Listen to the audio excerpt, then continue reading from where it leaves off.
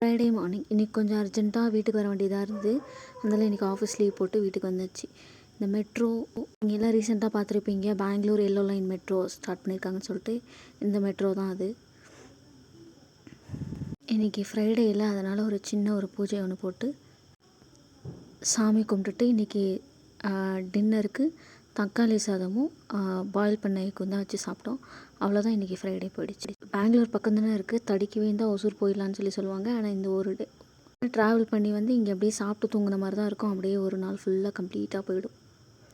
எல்லாருக்கும் அம்மா செஞ்ச சமையல் பிடிக்கும் அந்த மாதிரிலாம் சொல்லுவாங்கள்ல. எனக்கு எங்கள் அக்கா சமைச்சா ரொம்ப பிடிக்கும். சூப்பராக சமைப்பாங்க, எல்லாமே சமைப்பாங்க.